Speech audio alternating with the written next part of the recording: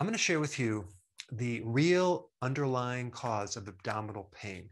Now, I've never done a video on this specific link, so this might be new information for you. I've had some serious abdominal pain for years, and I searched out everywhere I could to find how to fix it. I've done colon cleanses, I've done combination of enemas and cleanses, and I've been on every single diet to try to fix it. Looking back now, I was simply missing some crucial basic information that you're going to learn today.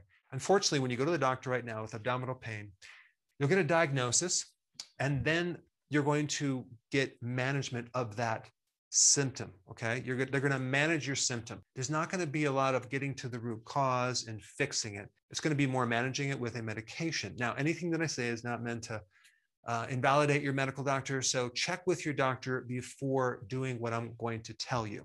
Maybe you'll get a diagnosis like biliary dyskinesia, which basically means there's sludge in your bile ducts, okay? Things aren't moving. Bile is not moving. It's kind of stuck there. And when we're dealing with abdominal pain, we're really dealing with pressure from gas, fluids, fecal matter, or food backing up somewhere, causing pressure in some of the plumbing going on, whether it's from the liver to the gallbladder or the pancreas to the small intestine, or maybe it's in your large intestine. Maybe you get a diagnosis, diabetic gastroparesis, which basically is a fancy term for the nerves are so damaged in your digestive system that everything is very, very slow. So the transit time of food going through these tubes is very sluggish, which is going to cause a lot of bloating and pain.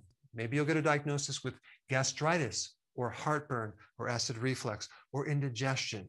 Or maybe you'll get a diagnosis with gastroesophageal reflux disorder, which means this little valve on the top of the stomach is not closing, so food is kind of backing up through your esophagus. And maybe you're diagnosed with an ulcer.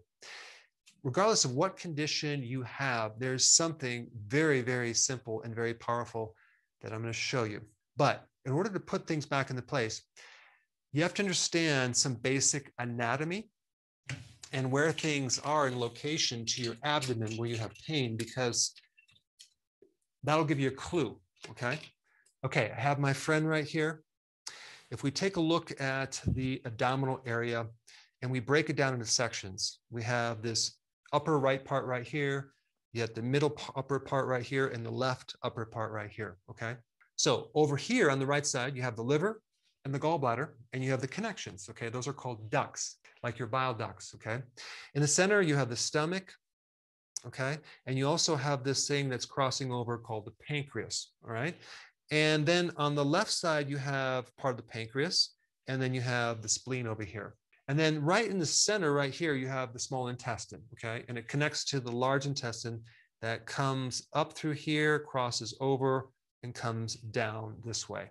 And then in the middle part right here on the right side, okay, a little lower than the upper part, you have the kidney area. You have in the little connection between the kidney and the bladder, it's called the ureter. And then on the left side, you have the kidney over here with the ureter. And of course, right on top of the kidneys, you have the adrenals, and they're way back over here. And then in the lower part right here in the center, you have the uterus, and you have a prostate in that area. And then if you're female, in the lower left and the lower right, you'll have ovaries. So in other words, if you know where you have pain and you know the organs that are connected, then it's pretty easy to kind of narrow it down. The problem is that the pancreas crosses over from not just the left side, but the middle and even the right side. So sometimes it's a little confusing. And sometimes the gallbladder, if there's stones, can cause pain a little lower. And sometimes the kidney stone can cause pain a little bit higher up. So there are certain things you can do to differentiate between the two. But I just wanted to give you a little orientation of where certain organs are located. So the first thing I want to cover, something very, very common, yet it's not well known, okay? And that is this problem in the right upper quadrant right through in here, okay? You have the gallbladder, you have the liver in this area, and I kind of drew a picture out right here. Typically, the symptoms that are related to gallbladder are bloating, burping, and belching, but it can definitely be abdominal distension or pain. So we have the liver here that makes bile, okay? So bile comes down from a little tube through here and gets stored in the gallbladder. And then when you eat, the gallbladder contracts. It's a storage of bile. And now that bile can squeeze into this little tube down here, okay, and go into the small intestine to mix with the food that just came out of the stomach. And then with the help of the pancreas, certain enzymes, specifically lipase, which digest lipids, which can help further break down the fat into smaller particles. So we have this bile that breaks down fat to a certain level, and then the enzyme lipase breaks it down to a smaller levels. So now you can digest and use the fats, as in your fat-soluble vitamins, omega-3 fatty acids, all the fatty acids. Okay, so that's those two fluids right there. Now, of course, you can have a gallstone, right? So some people have gallstones, some people don't.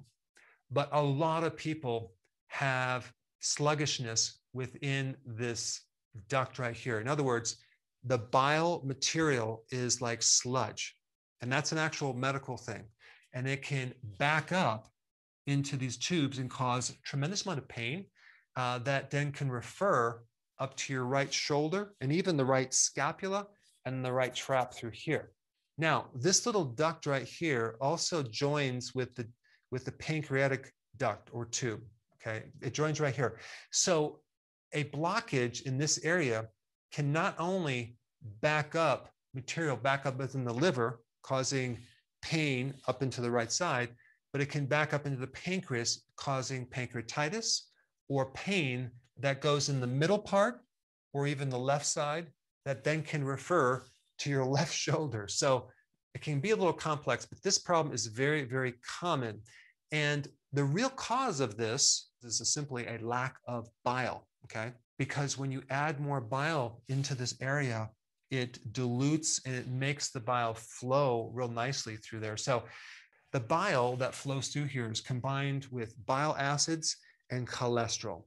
And so if there's too much cholesterol and not enough bile acids, then you get this sludge. But when you increase this ratio of more bile acids to the cholesterol, then it can flow. A very good remedy, which I'm going to cover a little bit more later, is TUDCA. And TUDCA is a type of bile salt that if you take it in an empty stomach a few times a day, it can open up the flow of this bile and get rid of a lot of pain in this right upper quadrant. I also recommend that when you eat food, you take some bile salts after you eat, not before, because it's alkaline, and we don't want to add an alkaline thing before you eat. We add it after, and that'll help the system build up more bile. So you can now have more bile to be able to digest the fats. Now, I will be talking about what originally caused you to be deficient in the bile in the first place, but I want to kind of give you an overview of everything first, okay? All right, so this is very common, okay, this problem on the right side. I had this problem for about 12 years. I had no idea what it was. And boy, did I suffer. And unfortunately, I started taking antacids. And so one of the root causes of a lack of bile, okay, a bile deficiency, is having weakened stomach acids. You just don't have enough hydrochloric acid to trigger the bile production. And with me, I was taking all these antacids, right? That then I ended up with a gallbladder problem. So I started out with a stomach issue, okay, a lot of bloating in my stomach, and then I ended up with a gallbladder problem, probably because of the quantity of antacids I was taking at the time. But eventually I ended up with an ulcer. So just so you know, if you have an ulcer, there's a very specific way to correct that. You don't want to add more acid. But typically, the biggest symptom for the stomach, if you don't have enough acid, is indigestion. So you feel like food just is not being processed at this level right in the center right here. So a simple remedy, unless you have an ulcer, is betaine hydrochloride. I will cover that in a little bit, as well as apple cider vinegar. Now, you also have to realize that the stomach has these acid sensors that are connected with the valve on the top. So if the stomach acid is not where it should be, between 1 and 3, which is extremely acid, then this valve won't close, and now you're going to start getting regurgitation, okay, acid reflux, and you're going to get heartburn, and then eventually you'll get an ulcer. So if you have heartburn or acid reflux or GERD, but no ulcers, you want to take betaine hydrochloride, okay, and you want to take like 5 of those as a remedy before a meal. And then also apple cider vinegar on a regular basis. If you have an ulcer, you can't take apple cider vinegar or betaine hydrochloride because that's going to make it worse. You want to take something else like chlorophyll and zinc carnosine. Okay, that's the remedy for an ulcer. One of the best foods for an ulcer is actually cabbage. Cabbage has something in it that can actually heal an ulcer, but zinc also is very effective. Now, if you have problems on the left side right here, the upper quadrant, it could be the pancreas that's coming from this bile sludge, or it could be that you have been eating like junk food and refined foods and cooked foods for many, many years, or you're a diabetic or a pre-diabetic. And because diabetes is a problem with the pancreas, not only are you going to have problems with the hormone insulin, but you also have problems with the other part of the pancreas that releases enzymes. So you're not going to be able to release enough enzymes for digestion. So this is why diabetics usually always have digestive issues. I will cover what to do about that. Potentially, you could have a spleen problem if it's on the upper left-hand side, but that's rare. Now, if you have pain in the mid part right here, or the right part, or the left part, and the middle part, and this is the belly button right here. So to the right of the belly button, to the left or right in the center, typically that's going to be some type of inflammation in your gut. And you can label it as irritable bowel syndrome, diverticulitis, celiac. Now, if it's on the right side or left side, potentially it could be a kidney stone. And I'll show you what to do with that. But there's one more thing I want to share with you. There's something called SIBO, small intestinal bacterial overgrowth. This is a situation that usually is caused because you don't have enough stomach acid, okay? And then you have certain microbes that are starting to grow in your small intestine where they really should be mostly in the large intestine. And so now we have this competition with your food where you have these microbes that are eating the food as it comes down and it's producing a lot of gas. One way to know if you have SIBO is that you feel worse. You get more bloating when you take probiotics as well as fiber. So if you do have SIBO, you should not be consuming any fiber. In fact, you should probably go carnivore for a couple months. And the same thing with the IBS, because people with inflammation in the colon cannot tolerate a lot of fiber. Now, if you have pain in the abdomen area in the very lower part, that could potentially be a fibroid if you're female, or even a prostate enlargement if you're a male. If it's on the right lower quadrant, potentially could be the appendix. That's rare, but it could be. Or it could be just some type of inflammation in the lower right hand of the large intestine. Now, if you go on the lower part on the right side and left side, if you're female, potentially could be an ovary issue. Now, just as a really quick thing, if you have issues with the ovaries or the prostate, one really important thing to eliminate from the diet is milk, okay? Because milk has all sorts of things that can aggravate this because it can swell up the ovaries because it has growth hormones in it. All right, now let's zoom out and take kind of an overall view of what's happening and really what's missing, okay, when you go to a doctor for help with abdominal pain.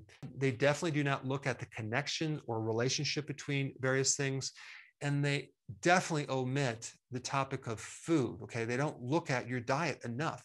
That's actually number 2 on the list. It's not the most important thing, but it's the second most important thing, and there's not a lot of emphasis on that important topic with food. But basically, that's why we have digestive organs to help you digest food. We have acid coming down from the stomach to help you break down protein. We have bile from the gallbladder that helps you break down fats, enzymes from your pancreas that help you break down carbohydrates, proteins, and fats. And we also have enzymes from our small intestine that help break that down as well. In fact, 90% of all the digestion occurs in the small intestine. And then if anything doesn't get digested, primarily fibers, the microbiome, your friendly bacteria, digest it in the large intestine. Now, if you can imagine, let's say you are deficient in hydrochloric acid, you're going to have heartburn. What are you going to be given? An antacid. So now we're going to treat low hydrochloric acid with something to take that last little bit that you have left and remove that. That is going to make everything worse. because this is the start of the chain of events that occurs all the way down through here. And so the person ends up taking stronger drugs and more drugs, the more that you're going to create a deficiency in bile salts. So now we don't have enough bile salts. So then all the supplements that you take, like the omega-3 fatty acids, don't get absorbed.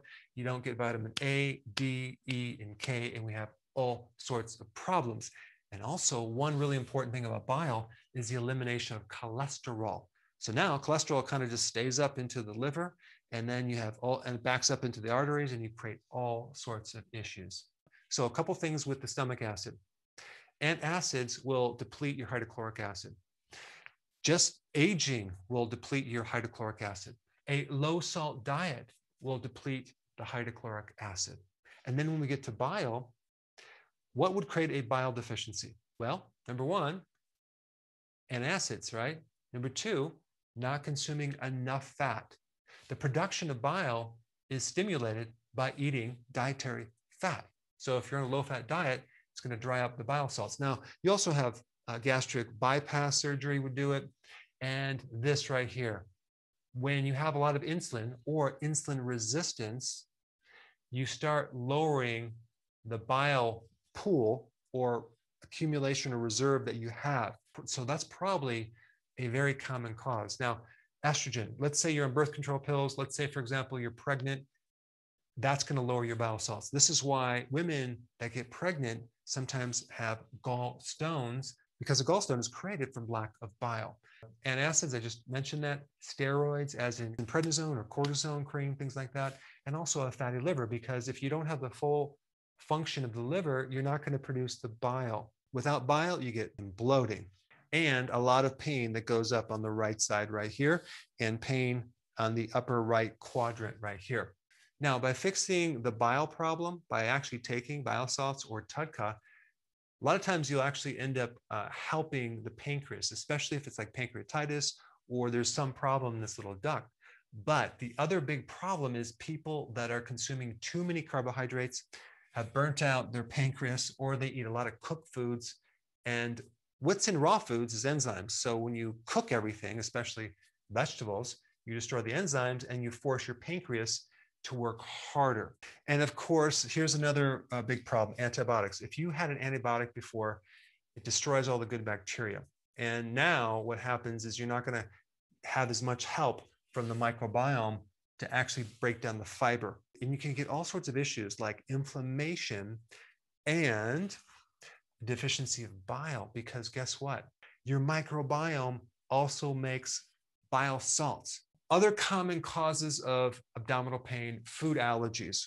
Could be dairy, it could be nuts, it could be soy, it could be egg, it could be gluten. Okay, that's a real common one. Or you can have a gluten intolerance, or you can have a lactose intolerance in milk, that's the milk sugar, or a gluten intolerance. Okay, that's the protein in certain grains, or just sensitivity to certain foods. It's not a true allergy, but your body just reacts to it. Also, certain foods have enzyme inhibitors, okay, especially nuts, okay? When you eat a lot of nuts or peanut butter with enzyme inhibitors, that can irritate the gallbladder as well and create pain underneath the right rib cage. Versus if you were to take those nuts and germinate them, okay, soak them in water and dry them out, you would find a lot less discomfort in the right upper quadrant. Then you have foods that have anti-nutrients, and that could be oxalates, like in spinach, or phytates in the grains, or lectins in the nightshade family of vegetables. Some people are more sensitive to these than other people, but it's definitely something to discuss. And then this thing right here is very, very common, consuming things that are inflammatory. And that would be mainly the omega-6 fatty acids. The omega-3 are anti-inflammatory, and the omega-6 are inflammatory. So unfortunately, the omega-6 oils have replaced the saturated fats as far as the dietary guidelines. So people are consuming massive quantities of soy oil, corn oil, canola, cottonseed oil, and it's creating a lot of inflammation in their guts.